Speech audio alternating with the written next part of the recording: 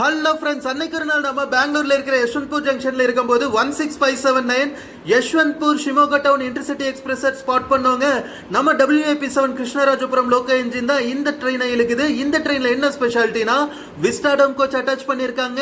AC டூர்காரான விஸ்டாடம் coach ரொம்ப பியூட்டிஃபுல்லான ரூட்ஸ்ல தான் இந்தியன் ரயில்வேஸ் அட்டாச் பண்ணுவாங்க. நம்ம 16579 யஷ்வந்த்பூர் ஷிமோகா டவுன் இன்டர்சிட்டி எக்ஸ்பிரஸ்ல விஸ்டாடம் கோச் இருக்குங்க. அப்பவே தெரியும் உங்களுக்கு என்ன மாதிரி பியூட்டிஃபுல்லான ரூட்டா இருக்கும்னு.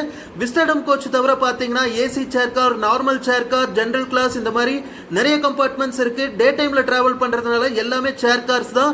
இந்த ட்ரெயின் வந்து காலையில யஷ்வந்த்பூர் ஜங்ஷன்ல 9:20 எடுத்தாங்கன்னா சிக்பானவரா, தும்கூர், திப்தூர், அரிசிக்கரை, காடூர், பீரூர், தாரிக்கரை, பத்ராவதி வழியா ஷிமோகா டவுனுக்கு 2:15 ரீச் ஆவாங்க. கிட்டத்தட்ட 5 hours ஜர்னி வந்து ரொம்ப பியூட்டிஃபுல்லா இருக்கும். நீங்க பெங்களூர் யஷ்வந்த்பூர்ல இருந்து ஷிமோகா டவுனுக்கு டிராவல் பண்ணணும்னா இந்த ட்ரெயின்ல டிராவல் பண்ணி பாருங்க. ரொம்ப பியூட்டிஃபுல்லான எக்ஸ்பீரியன்ஸா இருக்கும். சேனல் பிடிச்சிருந்துச்சுன்னா சப்ஸ்கிரைப் பண்ணிடுங்க.